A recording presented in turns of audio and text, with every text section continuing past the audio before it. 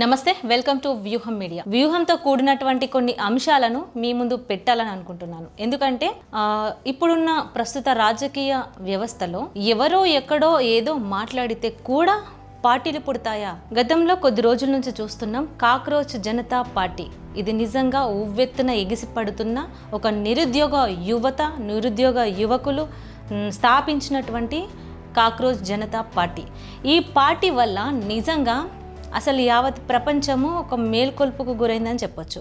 అటు మోడీ గారికి సవాల్ విసిరింది, ఇటు రాజకీయ వ్యవస్థకు సవాల్ విసిరింది, అలాగే ఇప్పుడున్న ప్రస్తుతం బీఆర్ఎస్, బీజేపీ, కాంగ్రెస్ 3 పార్టీలకు కూడా ఒక సవాల్ అని చెప్పొచ్చు. అంటే నిరుద్యోగ యువత ఎలా రెచ్చిపోయారు అంటే వాళ్ళను అవమానించే విధంగా ఒక so and so person cockroach విధానాన్ని, కాక్రోచ్ పదాన్ని ఉపయోగించి వాళ్ళను అవమానించాడు అన్న తరుణంలో ఈ కాక్రోచ్ జనతా పార్టీ పుట్టింది. సో ఇది ఢిల్లీలో మొన్న ధర్నాకి వెళ్ళారు. ధర్నా కూడా ఎలా జరిగిందో మీకు అందరికీ తెలుసు. అసలు ఢిల్లీలో కాక్రోచ్ జనతా పార్టీ ఢిల్లీలోకి వెళ్ళి కాక్రోచ్ జనతా పార్టీ ఢిల్లీ దాకా వెళ్ళింది. ఇప్పుడు గల్లీకి కూడా రాబోతుంది. అంటే ఇప్పుడు హైదరాబాద్లో కూడా ఆదివారం రోజు గాంధీ చౌక్, ఇందిరా చౌక్ దగ్గర ఇది పెట్టాలని కూడా మీటింగ్స్ చేయాలని కూడా ఆలోచనలో ఉన్నారు. అసలు వాళ్ళ ఉద్దేశం ఏంటి?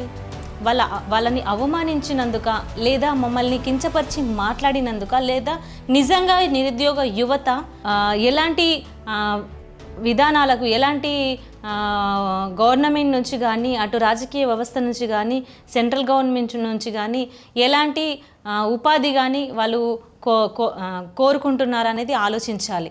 అటు ధర్మేంద్ర గారు రాజీనామా చేయాలని ధర్నాలు చేస్తున్నారు. ఎక్కడ పడితే అక్కడ ఆయన పేరు వినిపిస్తుంది.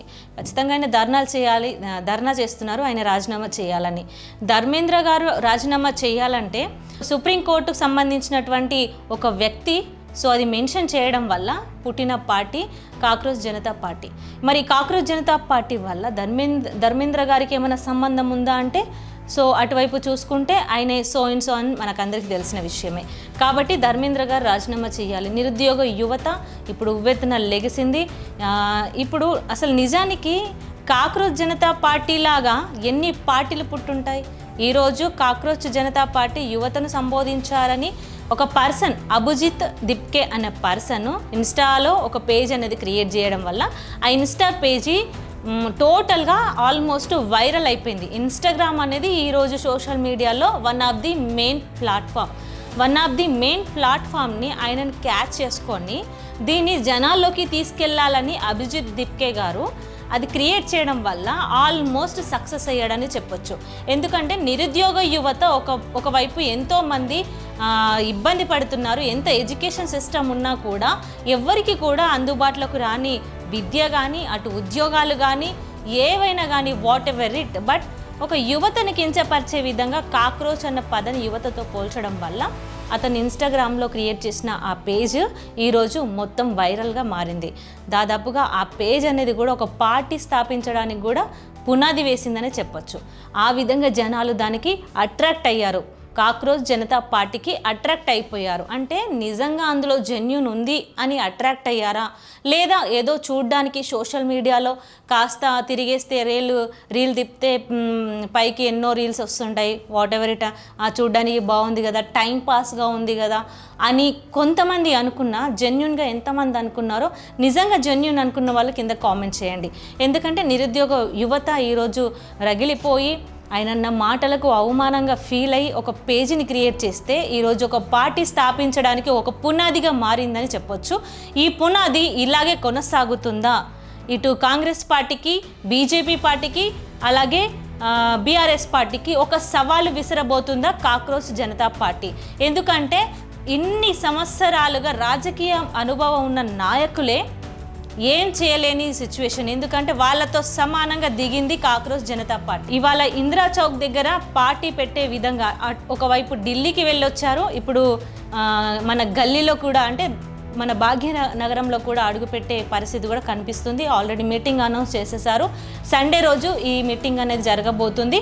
మరి ఆ రోజు ఎలా ఉండబోతుంది, ఏ రాజకీయ నాయకులు ఏం మాట్లాడబోతారు, ఇటు ఏ పార్టీ చూసుకున్నా కూడా ఆ పార్టీ విధి విధానాలకు అనుగుణంగా ఒక సవరణగా ఉన్న ఒక కమిట్మెంట్తో ఉన్న నాయకులు ఎంతోమంది ఉంటారు. మరి ఈ కాక్రోచ్ జనతా పార్టీకి మద్దతుగా ఎవరు రాబోతున్నారు? మీకు ఐడియా ఉంటే కింద కామెంట్ చేయండి. ఒకవేళ కాక్రోచ్ జనతా పార్టీకి ప్రతి ఒక్కరు ఖచ్చితంగా నిరుద్యోగ యువతకు సపోర్ట్ చేస్తున్నాము, మాట్లాడతాము, వస్తారు, మీటింగ్లకు అటెండ్ అవుతారు, మద్దతు అంటారు, బయటలు ఇస్తారు, వెళ్ళిపోతారు. అంటే వాళ్ళు తాత్కాలికంగా ఒక మీడియా ముందు జస్ట్ ఒక షో ఆఫ్ లాగా వచ్చి మాట్లాడి వెళ్ళిపోతారా? నిజంగా ఈ కాక్రోచ్ జనతా పార్టీకి మద్దతు ఇవ్వడానికి వస్తారా? అసలు వాళ్ళ నినాదాలు ఏంటి, నిజంగా వాళ్ళ ఆవేదన ఏంటి అనేది గుర్తిస్తారా అనేది ఆలోచించాలి. ఈ సండే రోజు జరిగే కాక్రోచ్ జనతా పార్టీ నిజంగా మీరు రాబోతున్నారా? కింద కామెంట్ చేయండి. ఎందుకంటే సేమ్ తెలంగాణ ఆవిర్భావ దినోత్సవం రోజు పార్టీ పెట్టాలి, పార్టీ ఆల్రెడీ ఉన్నప్పటికీ కూడా మీటింగ్ పెట్టాలని ఆలోచించాడు. అసలు ఆయన ఆ రోజు మీటింగ్ పెట్టడానికి ఏ ఉద్దేశం ఉంటుంది, ఏం కారణం ఉంటుంది అని ఇప్పుడు ఉన్న రాజకీయ వ్యవస్థ కూడా తిరగబడ్డారు. ఏమనంటే అసలు నీ అయ్యే జాగిరా, నీకేం సొత్తుంది, నీకేం హక్కు ఉంది. మరి ఈరోజు కాక్రోచ్ జనతా పార్టీ కూడా అదే విధంగా ఇప్పుడు తెలంగాణలో మరి ఏ విధంగా ఉండబోతుంది? సో దీన్ని ఖండించడానికి ఎవరు రాబోతున్నారు, ఈ విషయం పైన ఎవరు మాట్లాడతారు అంటే అది ఆలోచించాలి. ఇప్పుడు ఒక రకంగా చూస్తే పవన్ కళ్యాణ్ వస్తే డెఫినెట్లీ వాళ్ళు మాట్లాడుతున్నారు ఏంటి, అసలు రావద్దు, మీకు ఇక్కడ పొత్తు లేదు, అసలు నీ అయ్య జాగిరా, నీ అబ్బ జాగిరా అని తెగ మాట్లాడుతున్నారు. ఇప్పుడు కాక్రోచ్ జనతా పార్టీ వాళ్ళు ఒక నిరుద్యోగ యువతకు ఈరోజు ప్రతి దాంట్లో ప్లేస్మెంట్స్ ఇవ్వండి, జాబ్ సెక్టార్ ఇవ్వండి, ప్రతి ఒక్క నిరుద్యోగికి ఒక లైఫ్ ఇవ్వండి. ఇప్పుడు బీజేపీ, బీఆర్ఎస్ ఇప్పుడున్న గవర్నమెంట్ టోటల్ గవర్నమెంట్కి ప్రశ్నిస్తున్నారు. ఖచ్చితంగా మాకు ఏదో ఒక ప్లేస్మెంట్ కావాలి, జాబ్స్ కావాలి అని చెప్పేసి వాళ్ళు తిరగబడుతున్నారు. మరి వాళ్ళకు సంబంధించి ఏ ప్రెస్ మీట్ పెట్టారు, ఏ ప్రెస్ మీట్లో మాట్లాడారు, ఏం చెయ్యరు. అంటే మీకు ఎవరైనా అడ్డం వస్తే వాళ్ళకు తిరగబడతారు. అడ్డం రాని మాకు పోనీలే అవసరం లేదు అనుకున్న వాళ్ళకి అసలు తిరగబడరు. అంటే రాజకీయ పరిణామాలు ఎలా ఉన్నాయంటే అసలు పొలిటికల్ అనాలిసిస్ ప్రకారము మనకు మంచిగా సపోర్ట్ ఉంటారు, పర్లేదులే, ఇది వాళ్ళకు సవాల్ ఉంటుంది, రేపు రోజు మనకు పార్టీకి ఉపయోగపడతారు, రేపు జిహెచ్ఎం సెలక్షన్స్లో ఒకవేళ ఆ కాక్రోచ్ సంబంధించినటువంటి లీడర్స్ ఎవరైతే ఉన్నారో అందులో మెయిన్గా ఎవరున్నారో వాళ్ళని మన దిక్కు తిప్పుకోవచ్చులే అన్న తరుణంలో ఆలోచించి కూడా ఈరోజు మద్దతు ఇస్తారు, లేదా సైలెంట్గా ఉంటారు, వాట్ ఎవర్ ఇట్ కామ్ అయిపోతారు. వేరే వాళ్ళు వస్తే మాత్రము ఖచ్చితంగా తిరగబడతారు.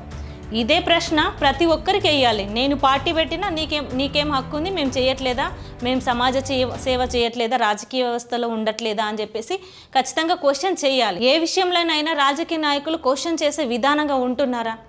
ప్రతి విషయాల్లో స్పందిస్తున్నారా? అంటే వాళ్ళ పనులు మాత్రమే చూసుకుంటున్నారా? లేదంటే పొద్దున్న లేస్తే మాకు ఎన్నో పనులు ఉంటాయి అమ్మా అని చెప్పేసి అలా మాట్లాడుతున్నారా? దేనికి సమాధానం చెప్తారు రాజకీయ వ్యవస్థ, రాజకీయ నాయకులు?